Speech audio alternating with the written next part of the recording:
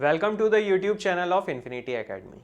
Today we are going to discuss in detail about the question which were asked in the RTO AMVI mains examination for the subject of fluid mechanics. किसी भी exam को appear करने से पहले उसके previous year questions के बारे में हमें नॉलेज होना चाहिए ताकि हम बेहतर तरीके से अपनी स्टडी को उस डायरेक्शन में चैनलाइज कर पाएँ। और यहाँ पे हम डिटेल एक्सप्लेनेशन के साथ 2017 में पूछे गए क्वेश्चंस डिस्कस करने वाले हैं।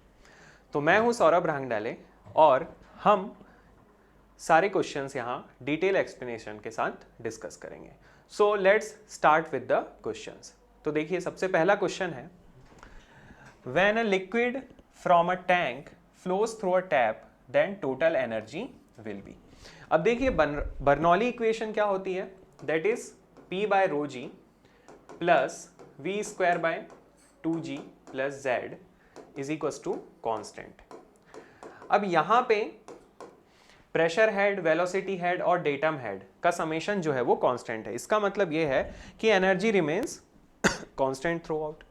अब बात ये है कि इनमें से यदि कोई भी एक energy, whether it is a pressure energy और वेलोसिटी हेड, इसमें यदि कुछ चेंजेस होंगे, मतलब किसी में यदि इंक्रीमेंट होता है और किसी में डिक्रीमेंट होता है, तो चूंकि तो एनर्जी तो कांस्टेंट है as per the Bernoulli's equation, तो दूसरे में पैरामीटर भी क्या है, इंक्रीमेंट और डिक्रीमेंट फेस कर रहे होंगे क्योंकि एनर्जी तो कांस्टेंट रहती है। तो यहां से हम ये कह सकते हैं that energy remains constant in this case, है ना। तो liquid from a tank flows through a tap then total energy will remain constant. So answer will be C in this case. Next question is, differential manometers are used for measuring. देखिए differential manometer किन्हीं भी दो points के बीच में pressure difference के measurement के लिए use होता है। ठीक है, इस तरीके से ये डिवाइस जो है मैनोमीटर हम यूज करते हैं। It is open from here, है ना, और यहाँ पे लिक्विड फिल होता है। ठीक है, थर्मोमीटर में मरकरी जैसे हम यूज करते हैं, समथिंग लाइक दिस, है ना। और इस तरीके से मान लीजिए एक पॉइंट ए है और पॉइंट बी है, तो इन दोनों के बीच में pressure difference with the help of differential manometer हम मेजर कर लेते हैं। तो देखते हैं यहाँ पे ऑप्शन, वेलोसिटी वेलोसिटी से मेजर नहीं होती है, प्रेशर एट दैट पॉइंट नहीं, difference of pressure between two points, ये इसकी हेल्प से हम मेजर करते हैं। तो आंसर इसके केस में सी हो जाएगा और आंसर डी तो है ही नहीं बिल्कुल। Now next question is, for laminar flow through a round pipe which statement is correct. देखिए laminar flow through a round pipe के बारे में हम बात कर रहे हैं। तो किसी भी पाइप फ्लो में फ्लो लैमिनार है, टर्बुलेंट है या फिर ट्रांजिशन फ्लो है, ये कैसे डिफाइन करते हैं हम, रेनॉल्ड नंबर से डिफाइन करते हैं। पाइप फ्लो के केस में यदि रेनॉल्ड नंबर की वैल्यू 2000 से लेस है तो हम ये कहेंगे कि फ्लो जो है वो लैमिनार फ्लो हो रहा है। अब देखिए, अब क्या है कि जब इसमें लैमिनार फ्लो हो रहा होता है तो विस्कोसिटी इसकी ज़्यादा होती है और वेलोसिटी कंपेरेटिवली लेस होती है। Reynold number is given by rho V D by mu. अब यहाँ पे विस्कोसिटी की हम बात कर रहे हैं और वेलोसिटी की, तो यदि इसकी वेलोसिटी ज़्यादा है तो रेनॉल्ड नंबर कम होगा, सॉरी विस्कोसिटी इसकी ज़्यादा है तो रेनॉल्ड नंबर कम होगा, और यदि इसकी वेलोसिटी की वैल्यू ज़्यादा रहेगी तो रेनॉल्ड नंबर इंक्रीज करेगा। लेकिन रेनॉल्ड नंबर का इंक्रीमेंट हम नहीं चाहते क्योंकि फ्लो क्या है, लेमिनार फ्लो हो रहा है। दैट्स वाई वी वांट कि वेलोसिटी जो है वो लेस होनी चाहिए और तभी रेनॉल्ड नंबर भी लेस होगा। तो as per the options given here we can see that low velocity and high viscosity fluid. So answer C इसके केस में सेटिस्फाई करता है। High velocity high viscosity case बिल्कुल नहीं बनता, हमने देखा यहाँ पे high velocity and high density ये भी केस नहीं बन रहा है, और low density and low viscosity of fluid this is also not the case. So answer is C in this case. Next question is, Bernoulli's equation is applicable to. देखिए Bernoulli ने अपने कुछ अजम्पशंस दिए हुए थे अपनी इक्वेशन को define करने के लिए। As per Bernoulli flow should be steady, incompressible, inviscid होना चाहिए।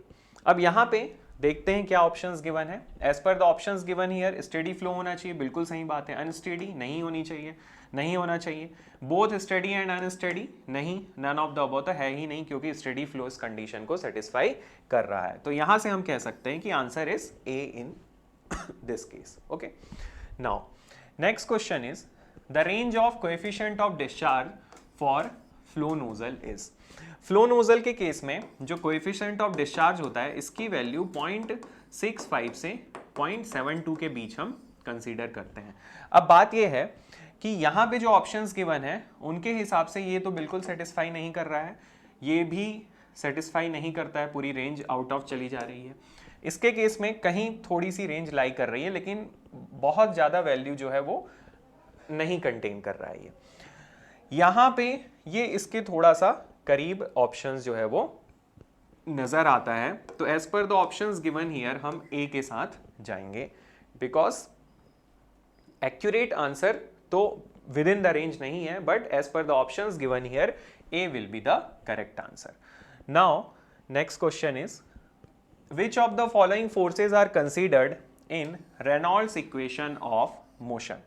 देखिए, रेनॉल्ड इक्वेशन ऑफ मोशन की जब हम बात करते हैं तो उसके केस में हम जो फोर्सेस कंसीडर करते हैं वो होता है pressure force, gravity force, viscous force and turbulence force, ये हम कंसीडर करते हैं। इसमें एक और फोर्स होता है दैट इज कंप्रेसिबिलिटी। इस कंप्रेसिबिलिटी को यदि हम कंसीडर करें तो ये क्या हो जाते हैं, टोटल फोर्सेस हो जाते हैं। लेकिन जब हम रेनॉल्ड्स इक्वेशन ऑफ मोशन की बात करते हैं तो इसमें हम कंप्रेसिबिलिटी को नेग्लेक्ट कर देते हैं और सिर्फ हम बात करते हैं pressure force, gravity force, viscous force और टर्बुलेंस फोर्स के बारे में। So as per the options given here pressure force, gravity force, viscous force and due to compressibility नहीं, pressure force, gravity force, viscous force due to surface tension नहीं, pressure force, gravity force, viscous force and turbulence. तो ये option यहाँ पे correct हो जाता है। और प्रेशर फोर्स और सिर्फ ग्रेविटी फोर्स हम कंसीडर नहीं करते, ये चार फोर्सेस हम इसके केस में कंसीडर करते हैं। तो आंसर हमारा यहाँ पे हो जाएगा C will be the correct answer in this case.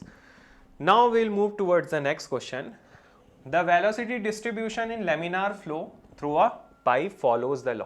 देखिए, वेलोसिटी डिस्ट्रीब्यूशन लेमिनार फ्लो के केस में it is given by 1/4 mu into do rho by do X into R square minus R square, capital R square minus small R square, that is centre से extreme point की distance. अब देखिए क्या है कि यहां पे हम देखते हैं कि ये वेलोसिटी किसका फंक्शन है, it is the function of R square. और ये क्या है, एक तरीके की क्वाड्रेटिक इक्वेशन है और पैराबोला क्वाड्रेटिक इक्वेशन रिप्रेजेंट करता है। तो यहां से हम कह सकते हैं कि it follows the parabolic law. So answer A will be correct in this case. Now next question. In order to prevent the capillary action from affecting the column of liquid in piezometer, the diameter of the glass tube should be. अब देखिए क्या है कि जब हम capillary height की बात करते हैं तो कैपिलरी हाइट जब हमें फाइंड करनी है तो H is equal to what, 4 sigma into cos theta divided by rho G into D होता है। अब देखिए यहाँ पे क्या है कि हम क्या चाहते हैं कि कैपिलरी हाइट जो है वो कम हो इसके केस में। तो कैपिलरी हाइट रिड्यूस कब होगी, जब डायामीटर इंक्रीज करेगा। ठीक है, it is the diameter increase करेगा तो फिर कैपिलरी हाइट डिक्रीज करेगी। इसलिए हम ये चाहते हैं कि डायामीटर जो है वो ट्यूब का क्या होना चाहिए, ज्यादा होना चाहिए, इट शुड बी मोर। तो इसके केस में जो प्रोविजन है आपको याद रखना पड़ेगा दैट ग्रेटर देन 6 mm का डायामीटर जो है हम यूज करते हैं किसी भी कैपिलरी ट्यूब के लिए to reduce the capillary height, है ना। डायमीटर 6 mm से ग्रेटर यदि हम यूज करेंगे तो कैपिलरी हाइट को हम रिड्यूस कर सकते हैं। So answer is D in this case. Now next question is stoke is a unit of, very easy question. Stoke जो है काइनेमेटिक विस्कोसिटी की यूनिट है, स्टोक हम इसके लिए यूज करते हैं। ठीक है, डायनामिक विस्कोसिटी, काइनेमेटिक विस्कोसिटी, इनके लिए अलग अलग यूनिट्स यूज की जाती हैं। तो स्टोक जो है that is kinematic viscosity. So answer is C in this case. Next question is a circular opening of d meter diameter in a vertical side of a tank is closed by disk of d meter diameter. Okay, calculate force on disk if head of water above horizontal diameter is 4 metre. तो देखिए यहाँ पे जो question में data given है उसके हिसाब से हम ये कह सकते हैं that it is something like this, और यहाँ पे क्या है, कोई एक डिस्क है ना, और इस डिस्क के केस में it is something like this, और ये यहाँ पे कितना 4 मीटर, 4 मीटर ये जो है दैट इज x बार, यहाँ पे हमें 4 मीटर गिवन है. Okay, in this disc. अब यहाँ से हमें कैलकुलेट करना है, calculate the force on disc if head of water above horizontal diameter is 4 metre. तो देखिए इसके केस में क्या हो जाएगा, that is rho G A into X bar. So rho G area of the disc is pi by 4, diameter इसका d हम consider करते हैं, दिया हुआ है यहाँ पे d स्क्वायर इंटू एक्स बार. एक्स बार की वैल्यू कितनी गिवन है, 4 गिवन है. सो यहाँ से कैंसिल हो जाएगा, that is rho G pi into D square. So as per the options given here d will be the correct answer. Now next question is when the pipes are connected in parallel the total loss of head is. अब देखिए pipe का क्या है, जब भी हम pipe की बात करते हैं तो पाइप्स का कनेक्शन या तो सीरीज में होता है या फिर पैरेलल कनेक्शन होता है. जब हम सीरीज कनेक्शन की बात करते हैं तो उसके केस में मान लीजिए ये 3 पाइप्स यहाँ पे इस तरीके से कनेक्टेड है ना. तो यहाँ पे हेड लॉस HL3 है, HL2 है और HL1 है. तो इसके केस में टोटल हेड लॉस क्या हो जाता है, HL1 plus HL2 plus HL3 हो जाता है. ये सीरीज कनेक्शन ऑफ पाइप है. लेकिन यदि पाइप्स का कनेक्शन पैरेलल में है कुछ इस तरीके से, ये एक पाइप है, यहाँ पे हेड लॉस 1 है और इसमें हेड लॉस 2 है, कुछ इस तरीके से पाइप्स का कनेक्शन है, यहाँ से क्यू डिस्चार्ज जो है वो फ्लो कर रहा है. तो इसके केस में हम हेड लॉस जो है that is same होता है parallel connection in pipe. So here is equal to sum of the losses of head in each pipe. वो तो सीरीज के केस में होता है. is same as in each pipe है ना. ऑप्शन बी यहाँ पे करेक्ट है. सी क्या है, is equal to the reciprocal of sum of loss of head in each pipe. ये तो है ही नहीं बिल्कुल, और डी तो है ही नहीं क्योंकि B option is already correct here. So B is correct answer in this case. Now the next question is which equation is applicable if there is heat input output of shaft work output input during the flow through confined passage problems है ना. confined passage problem जैसे कि इन the case of compressor है या turbine के case की हम बात कर रहे हैं, तो उसके केस में कौन सी इक्वेशंस हम यूज करते हैं. So in that case Bernoulli equation नहीं, यूलर्स इक्वेशन भी नहीं, लाप्लास नहीं, स्टेडी फ्लो एनर्जी इक्वेशन. इसको शॉर्ट में इस तरीके से भी हम लिख देते हैं, that is steady flow energy equation जो है वो यूज की जाती है. So answer is C in this case. Now next question, surface tension has a units of. देखिए surface tension is what, force per unit length है ना, Newton पर मीटर इसकी यूनिट भी होती है. तो यहां से देखिए फोर्स पर यूनिट एरिया नहीं, फोर्स पर यूनिट लेंथ बिल्कुल करेक्ट है, फोर्स पर यूनिट वॉल्यूम नहीं, नन ऑफ द अबव तो है ही नहीं क्योंकि option B is already correct in this case. Next question is boundary layer thickness is the difference from the surface, difference form of surface of the solid body in direction perpendicular to flow where the velocity of flow is equal to. देखिए boundary layer theory के बारे में ये question हमें दिया गया है और हमें ये पूछा गया है कि what is the boundary layer thickness है ना, तो where the velocity of flow is equal to. ठीक है, तो इसमें देखिए हमें पता है कि कुछ इस तरीके से जब हम प्लेट्स के बारे में बात करते हैं तो it is something like this है ना, और यहाँ कहीं पे हमें डेल्टा है ना, थिकनेस ऑफ बाउंड्री लेयर, तो वो मिलती है. अब देखिए इसके केस में we all know correct answer in this case is 0.99 times the free stream velocity है ना, 0.99 times the free stream velocity होता है. तो सी इसके केस में जो है वो करेक्ट आंसर हो जाएगा. Now will move towards the next question. Mach number is defined as the ratio of. देखिए Mach number, Weber number, Euler's number है ना, रेनॉल्ड नंबर, ऐसे काफ़ी सारे नंबर्स हम डिफाइन करते हैं लिक्विड के केस में, है ना, फ्लूइड मैकेनिक्स में डिफाइन करते हैं। और रेनॉल्ड नंबर जैसे कि हम डिफाइन कर लेते हैं, है ना, मैक नंबर होता है। तो ये जो मैक नंबर होता है, it is the ratio of what, it is the ratio of inertia force to the elastic force. तो Mach number is equals to inertia force to the elastic force, है ना, इसका ये क्या होता है, रेशियो होता है। तो देखते हैं यहाँ पे, इनर्शिया टू विस्कस फोर्स नहीं, इनर्शिया टू इलास्टिक फोर्स बिल्कुल सही है। Viscous force to surface tension not, viscous to elastic नहीं है।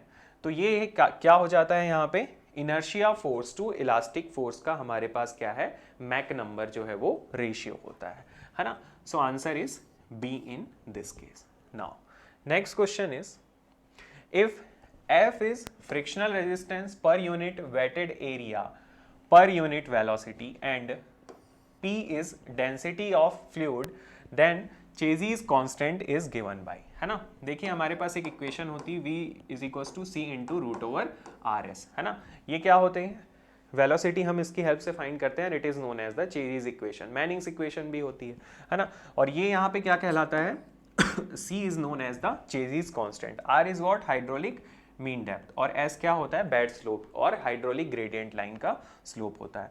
तो यहाँ पे क्या है, इनके बीच जब हम रिलेशनशिप डिराइव करते हैं, so it is given by C is equals to Z into P divided by F dash, है ना। F डैश क्या है यहाँ पे, F dash is the frictional resistance per unit wetted area, है ना। तो ये थोड़ा सा एक स्टैंडर्ड रिजल्ट है, इसको याद रखिएगा। इसका डेरिवेशन भी होता है, डिराइव भी कर सकते हैं हम, but as per the examination point of view there is no need to go with that. If you will remember the standard result, it will be good. Now next question is, if laminar flow of liquid having viscosity mu if is following through a pipe of diameter d, pressure gradient in pipe flow is minus of dou rho by dou x, what is the average velocity of flow, है ना। Average velocity of flow इसके case में हमें पता होना चाहिए, जब यहाँ पे if laminar flow of liquid having viscosity of mu flow कर रहा है।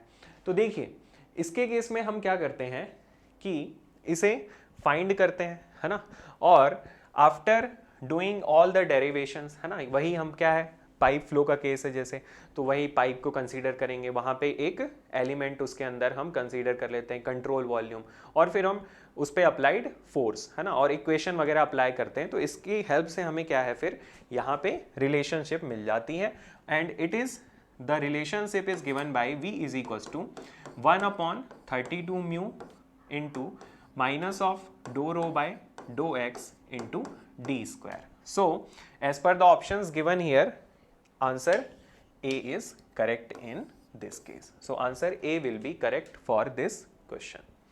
Now next question is, what is the dynamic viscosity of a liquid having kinematic viscosity 6 Stokes and specific gravity of 2? ठीक है, तो इसके केस में हमें क्या फाइंड करना है, काइनेमेटिक विस्कोसिटी की वैल्यू जो है वो फाइंड करनी है, और डायनामिक विस्कोसिटी, काइनेमेटिक विस्कोसिटी की वैल्यू हमें गिवन है, डायनामिक विस्कोसिटी की वैल्यू हमें फाइंड करनी। तो देखिए न्यू इज इक्वल्स टू, हम जानते हैं what is nu is equals to, nu is equals to mu by rho. So nu is equals to mu by rho होता है, mu is equals to we can say nu into rho, from here we can say. अब इसे हम क्या करते हैं, चलिए convert कर देते हैं। So it is 6 into 10⁻⁻⁴ into 200।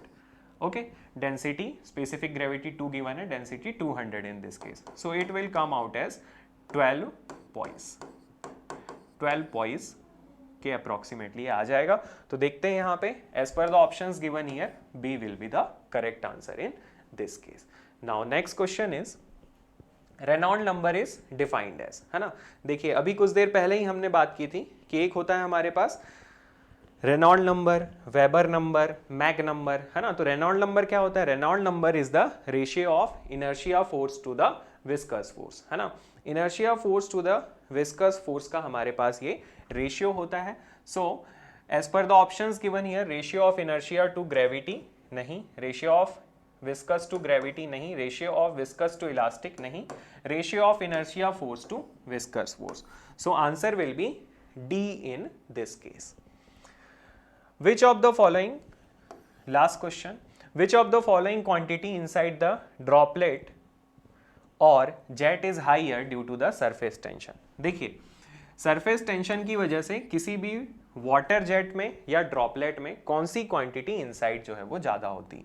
देखिए, मान लीजिए कोई भी वाटर ड्रॉपलेट नहीं है, एक सिंपल सा सरफेस है, तो इस पोर्शन में और इस पोर्शन में, है ना, फर्स्ट रीजन सेकेंड रीजन, इन दोनों रीजन में प्रेशर क्या होता है? इक्वल होता है, if the condition is like this.